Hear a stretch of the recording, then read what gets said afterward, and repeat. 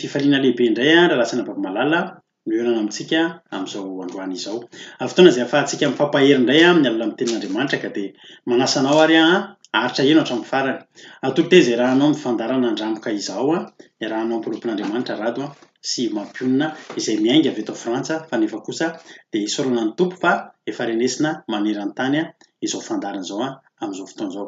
Milohan'ny zavatra rehetra aloha dia hivavaka isika ho an'ny tenin'Andriamanitra mba tonga izany teny izany tsy handalo fotsiny eny aminao, tsy handalo fotsiny eny amin'ny sofinao fa hanorim-paka eo amin'ny fiainanao izany teny izany dia hitondra fiainana ho anao izany tenin'Andriamanitra izany hanasitrana ny aretinao izany tenin'Andriamanitra izany hanangana ny efa rava eo amin'ny fiainanao izany tenin'Andriamanitra izany ampahery ny tsirairay avy. Hivavaka isika amin'izao fotoana izao.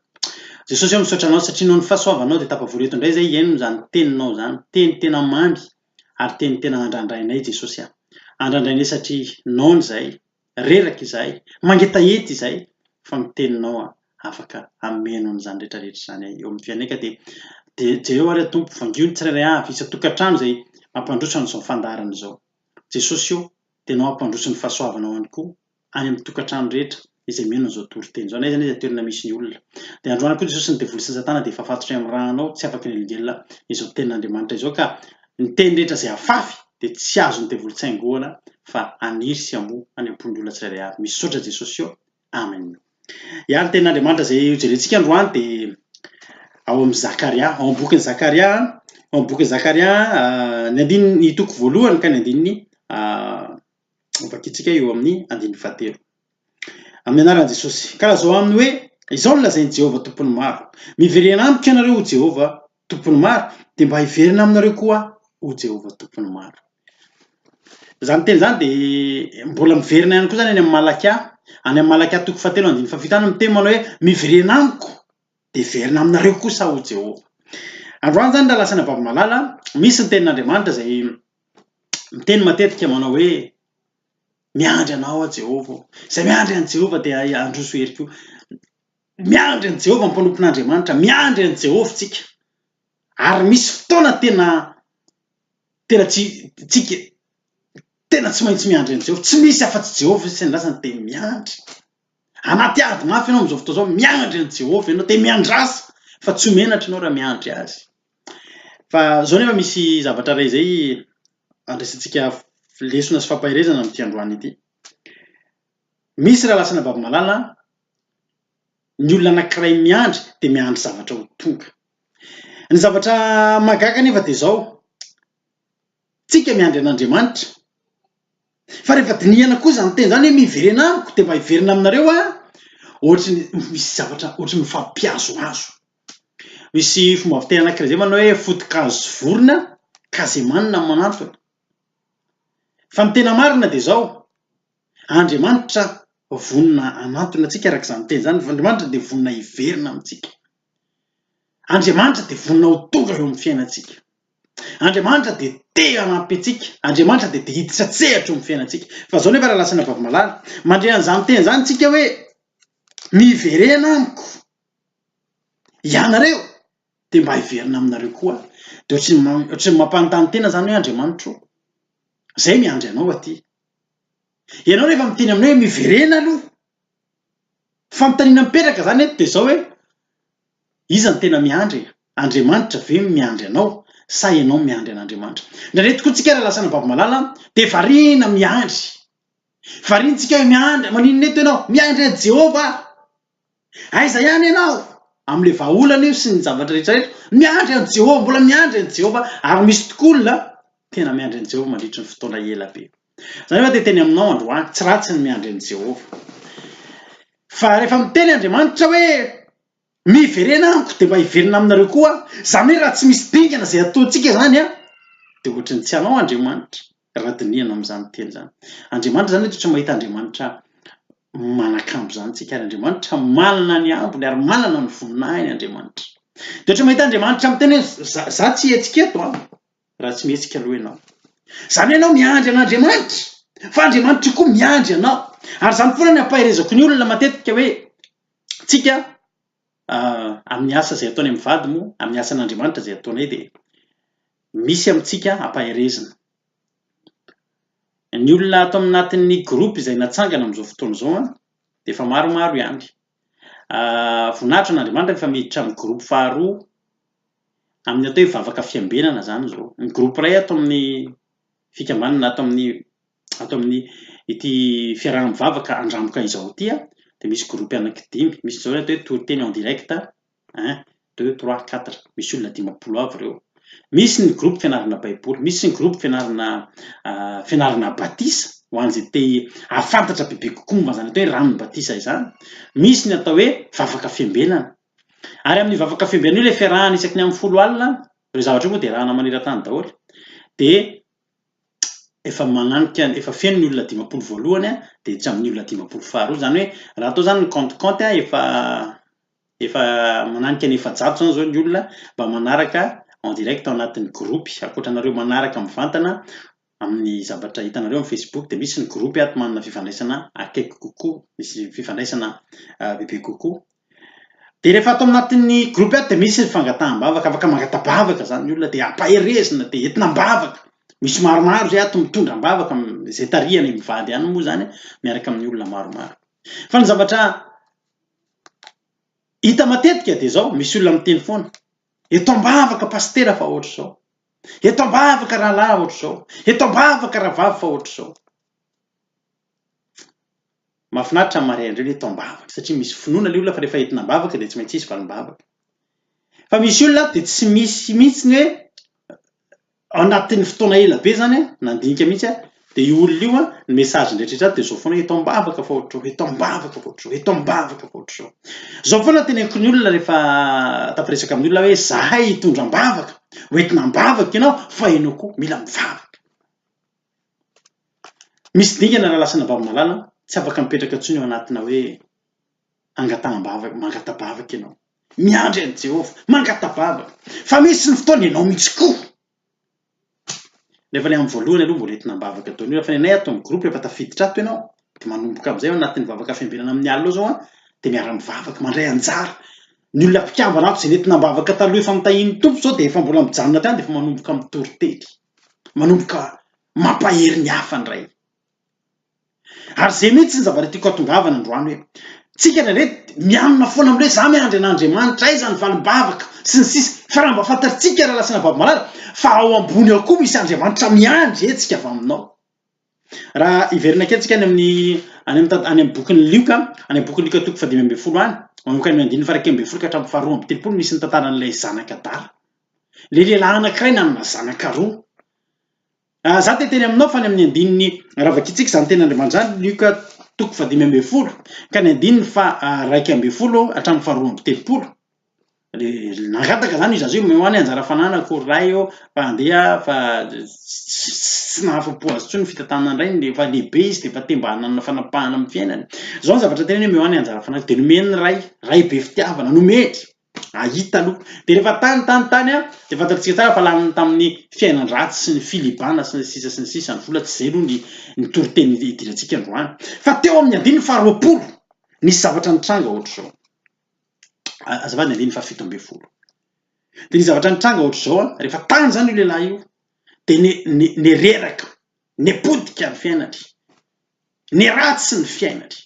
Tany amin'ilay tranony iray nefa izy nisy ray fa fiainany dia milamina foana. Misy amintsika ngera lasana vavimalala tsy mahay mionona amin'ny fiainantsika milamina fa tiantsika mihitsy zany andeha zany, tiantsika mihitsy zany tsy feheziny zany dia lasa feheziny fivavahana, feheziny fahatorana an'Andriamanitra, feheziny ity baiboly ity dia lasantsika mandeha. Ka satria tokoa ao an-tranon'iray misy lalàna ao ao an-tranon'iray misy fitsipika mila rahanao ianao mila miadana tsara ianao ao fa ao koa misy fitsipika ao. Ary taddio fa ny toerana iray tena milamina dia toerana misy fitsipika. Zany zavatra tsisy fitsipika zany baranahany zany tsy toerana mahafinaritra zany. Nefa tsika nandray mifidy dia avelan'iray aloha tsika andeha hijery dia lasantsika mandeha. Dia miala ao an-tranon'iray dia falifaly aloha amin'ny voalohany way.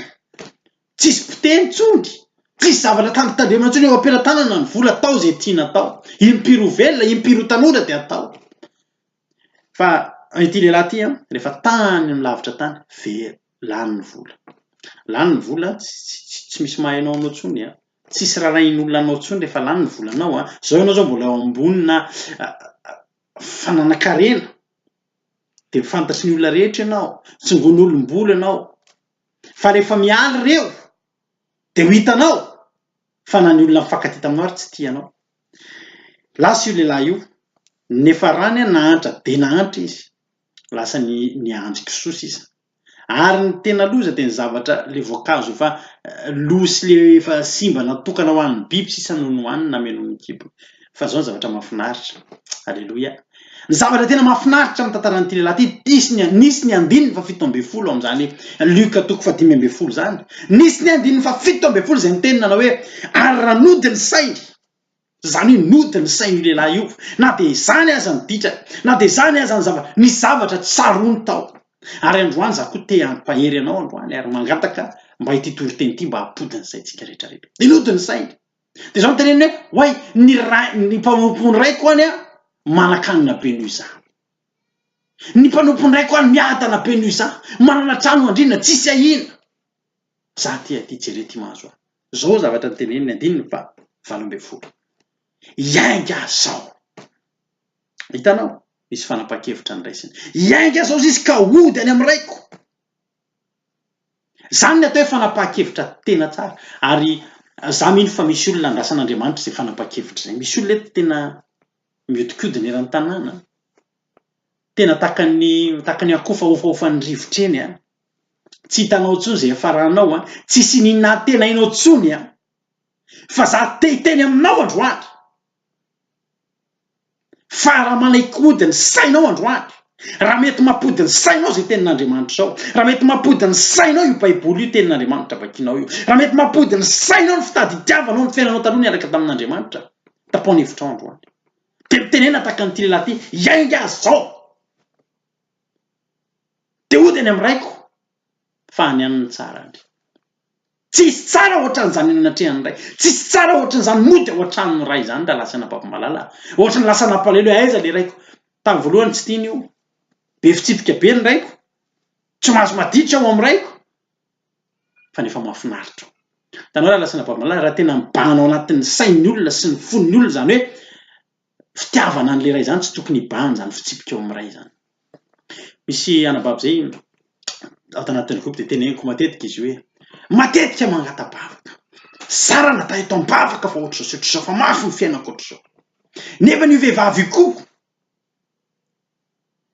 be da be ny olona tanatin'ny groupe a. Amin'ny voahiditra aloha izy de mbola le tsy hitanao mihitsy olona mpivavaka. Ary zay tsy manenjika olona ohatr'izany. Ny fomba fitafy, ny fomba fiteny, ny fomba tsy endrika maha-kristianina mihitsy. Fa zao entinam-bavaka aloha ianao. Ny fanjakan'ny lanitra raha lasa napapa-malala de tsy natao an'ny olona efa nivavaka hatramin'izay niainana. Fa ny fanjakan'ny lanitra de natao an'ny olona ohatranà de ohatranao. Tsy niantso ny olona efa marin'Andriamanitra fa mpanotany atsory. Mba ho tonga hibebaka de ho tonga ho aminy. De ohatr'izay daholo tsika rehetrarehetra de tsy maninona zany. Fa olona maditra, olona ratsy daholo ny tonga ao amin'i Jesosy aloha. Fa zao rehefa lasa napapa-malala, izay ihany koa nefa de mitaky avy any amintsika. Andriamanitra te hamonjy antsika. Tsika miandry valim-bavaka, fa Andriamanitra koa miandry fiovanany amintsika. Ka zany te hanentana anao androany. Aza mionona fotsiny amin'ilay eto am-bavaka fa ohatr'izao, eto am-bavaka ty, eto am-bavaka ty, eto am-bavaka ty. Zao foana ny ampaherezako ny olona, ianao ve mendrika an'ilay valim-bavaka. Valim-bavaka zany de masina. Avy amin'Andriamanitra de mila raisina amina tanana masina. Raiso amina fitondran-tena mahafinaritra, raiso amina fahamasinana ihany koa. Atao vitan'Andriamanitra fa zaza endry ianao. Tsy hoe ny ataonao ihany ery ny ataonao nefa valim-bavaka tianao zao. Raha vao zay mantsy mitranga de zao samy miandry ianao sy Andriamanitra. Ianao miandry valim-bavaka, Andriamanitra miandry fiovanany aminao. Ary tena marina zany. Tsika natsoina ho amin'ny fiovana raha tsy napapa-malala. Tian'Andriamanitra ho soloina vaovao tsika. Hatrany anaty ka hatraty ivelany. De za te hanentana anao androany hoe ty lehilahy ty de nanao hetsika anankiray. Ity lehilahy ty a de possible niandry kisoa mandra-pahafatiny. Afa-baraka mandra-pahafatiny satria le rainy tsy hoe niandry. Izy tsy hoe teo niandry an'Andriamanitra, tsy hoe teo niandry an'le rainy hoe ray ô, malay vao ty a. Fa tsy maintsy nisy fanapa-kevitra ny raisiny teo raha lasa napapa-malala. ary zay ny tiako atongavana aminao androany. Rehefa mody ny sainy ty lehilahy ty dia nanapa-kevitra izy. 9:20 iainga azy zao dia ody any amin'ny raiko, iainga azy zao. Ary zay indrindra nirasan'Andriamanitra. Ary manaprofo le tenin'Andriamanitra hitantsika tany amin'ny Zakaria zany teny zany le tenina anao hoe ozy ny tenin'Andriamanitra hoe raha miverina ianareo dia mba hiverina nareo koa ho Jehovah. Dia manamarina an'izany ny toean'ny tantara tamin'ity zanak'Adala ity satria endrik'Andriamanitra mantsy ity ray tsara fanahy ity ary endrikitsika ity zanak'Adala ity. Zao ny tenin'le toean'ny tenin'Andriamanitra. 20. Le zanak'Adala ihany zany ty 20. Dia niainga izy zany hoe taorian'le fodin'ny saina, taorian'le fanapahan-keviny hoe iainga zao dia narahany action zany, narahany fihetsika mitaterahany iainga zao dia niainga izy. Naiza naiza toerana misy anao amin'izao fotoana zao miangako koa ianao. Oka ianao iainga any amin'izay toerana misy anao koa dia hiara fa tsy mahasoa anao io toerana misy anao io, fa misy toerana tsara be miandry anao any. Ary misy Andriamanitra tsara be miandry anao koa any. Ary miandry ny fanapahan-kevitra io ka le miteny manao hoe raha miverina amiko ianareo dia mba hiverina aminareo koa. Dia nanaprofo an'izany toean'ny tenin'Andriamanitra. 20. Dia niainga izy ka nakany amin'ny ray. Alleloia. Dingana ngeza be izy anefa arabaiko manokana ianao zay anao an'izany dingana dia niainga izy ka nakany amin'ny ray. Fa zao ny zavatra mahafinaritra. Androany hiprezante anao ray tsara fanahy be mihitsy. Io ray io ny lozany io zazy io. Io zazy io nanao zavatra tsy nety. Dia ohatra tsika rehetrarehetra tafaverin-dalana dia ohatra tsika rehetrarehetra rehefa tafiala amin'Andriamanitra. Tsisy fotin'Andriamanitra nge mampiverin-dalana anao e. Fa ozy ny tenin'Andriamanitra ny ataon'ny olona mahasolafaka ny alehany dia amin'ny Jehovah ny sosotra ny fony.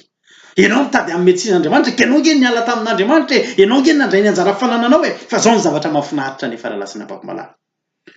Raha mbola lavitra izy, zany hoe niainga izy zany le lainga tena le izy tena reraka iny. Fa niainga izy. Fa raha mbola lavitra izy dia tazany rainy zany.